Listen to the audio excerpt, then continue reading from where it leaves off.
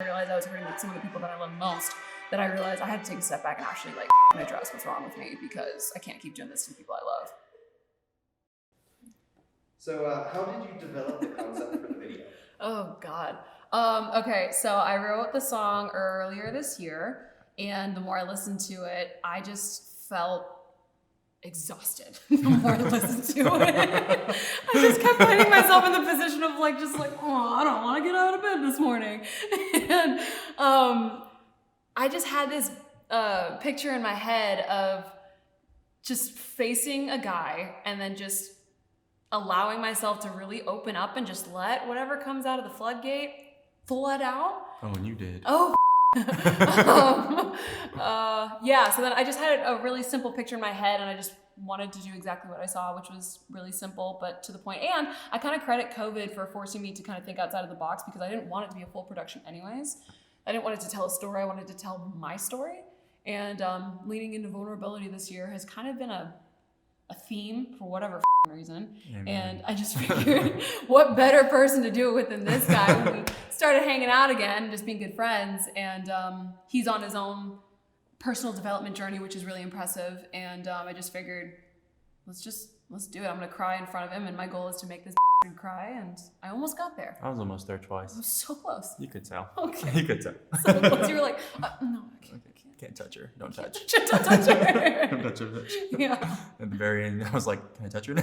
You're like, can I hug you, please? Oh God, that was miserable. Fantastic. How did filming go? How many takes? Because it legitimately seemed emotional during filming.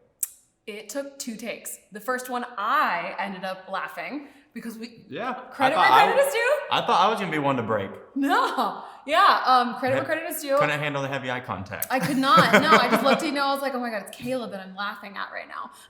I hate you. And then finally, by the second take, we just went the whole way through, and the videographer, was like, I'm gonna bring all my gadgets, we're gonna get different angles, all this stuff. And I was like, I don't know how many times I'm gonna be able to do this guy. And then by the second time we just did it through, I just looked at you, I was like, how many more do we need? And you're like, that's all we need. That's great. Yeah, you're doing great, sweetie. It's fine. You're acting very well. You're doing super. What is the main message you want to deliver to people with this song and with this video? I want people to get the help they deserve, instead of hiding behind like alcohol or drugs or sex to try to, numb their problems. I heard a quote recently that emotions buried alive don't die. And if you don't address them, then they're going to end up manifesting in ways that you are definitely not in control of. So the best way to handle them is to address them in a controlled environment, whether that be, my go-to is therapy, but also like group sessions or AA meetings, or they're not just exclusive to Alcoholics Anonymous. They allow for anyone who's having a hard time in their life. Yeah, anything traumatic in their lives. Trauma's so, and grieving, I think, is underrated, and people tend to just try to sweep it under the rug. Yeah, for sure, sweep it under the rug, because it's uncomfortable. It's not fun. It's miserable, actually, but it's a lot like It's a lot like foam rolling your muscles out when you overdo it at the gym. It's growing pains. Mm-hmm. Growing pains. It's not fun, but I want people to know that it's okay to get help. And in fact, know that it's kind of your responsibility to get help, because it may not be your fault, whatever happened to you, but it is your responsibility to do something about it, so that you don't end up inadvertently taking your shit out on someone else, and then you're going to give them something that they're going to need to work through. And Guilty. We've all been there. I'm kind of the queen of that, unfortunately, and it wasn't until I realized I was hurting some of the people that I love most that I realized I had to take a step back and actually address what's wrong with me, because I can't keep doing this to the people I love. So, yeah. You were very emotional during the film. Were those real tears, real anger, real frustration? I can answer that. I'm gonna let you answer that one. Those were definitely real. Definitely real, 100%. Like, I thought you were gonna be, like, after that first take, I was like, there's no way we can do another one. There's no way she can look normal again after that. Oh my God. Because I thought you'd be a lot more like grabby and like pull me in and like yell at me. You only did it one time, but I'm glad you did it, because I just would have hugged you eventually. But yeah, the emotion was definitely real. You could definitely tell that just from the tape. You couldn't even see her face directly, but you could definitely tell that those were real tears. This poor guy got the whole whole shebang. It's a good way to start a Monday. Oh my God, great way to start the week. Yeah, so to answer your question, yes, they were very real. Yeah. Yeah, Caleb, can you speak to that a little bit? What was it like filming this video? And also, did it evoke emotion within you as you were filming it? Yeah, because so when she asked me to do it, she was like, "Can you act?" And I'm like, "Not really. I can look pretty, but like, what do you need me to do?" And she was like, "Well, you just gotta kind of sit there and let me scream and yell at you." And I'm like, "Oh, I've been there 1,000 times I with can people." do that. Yeah, so it evoked a lot of emotion in me because I've been the guy a lot. And when she kind of mentioned like I've been working this year a lot on myself, like that's why. It's impressive. Like I've been that multiple times, and then when you kind of see how it plays out, like how it affects other people, it makes you really take a step back and be like, quit being a douche. You know what I mean?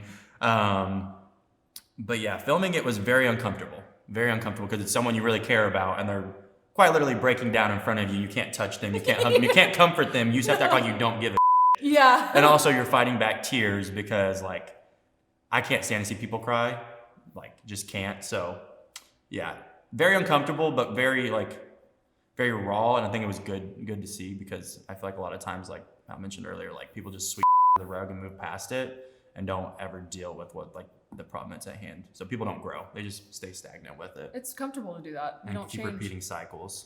And then be surprised when you're like 45, realizing you're still doing the same every week. And you're single and going to Tin Roof every Monday. Not calling anyone out or anything. No. But yeah.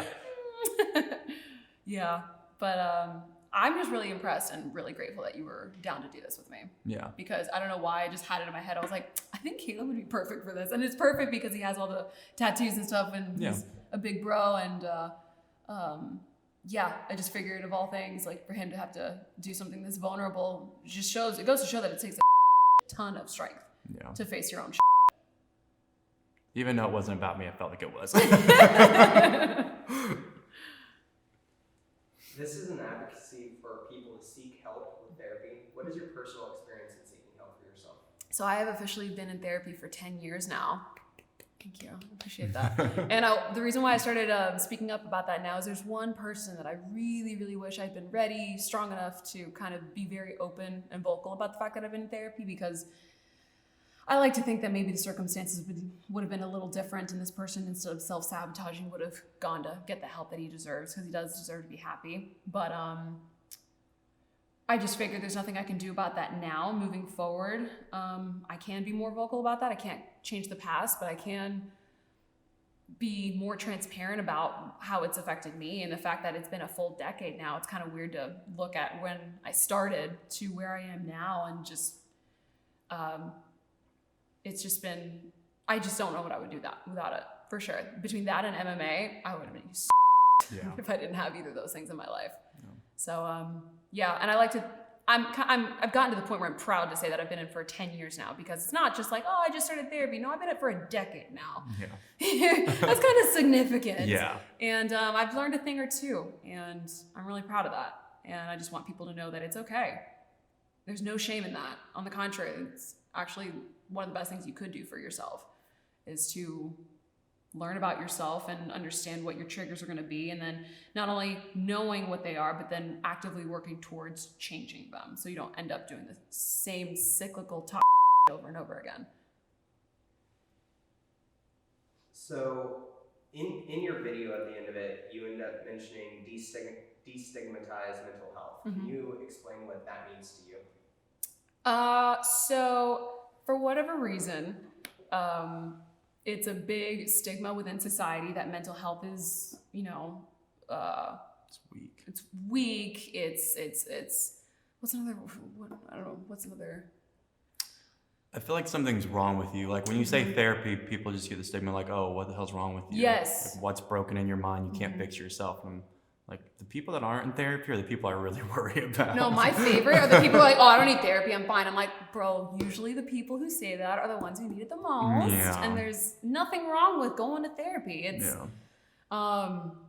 like you break your shoulder, you go to physical therapy for full range of motion again. Yeah. If you don't, you're going to end up like having, you know. You have a stroke, you go to occupational therapy to learn to relive. But like the brain's one of the most powerful tools that we like possess, and you don't take care of it. You just like damage it and like coat things and mask them, and instead of actually addressing them Yeah. and taking the proper time and dedication it takes to actually heal. And Yeah. the brain is really malleable, Yeah. actually. Yeah. Yeah, the fact that it takes only 28 days to develop a Yeah, new new neural neural pathway, pathway. like Yep. that's insane. See, I wasn't good at all sciencey, but since you did, yeah. I mean, Like stress and toxicity can actually kill brain cells as well. Like, yeah, it'll just fry from- your neurons. Yeah. For sure. So- I just want people to know that it's.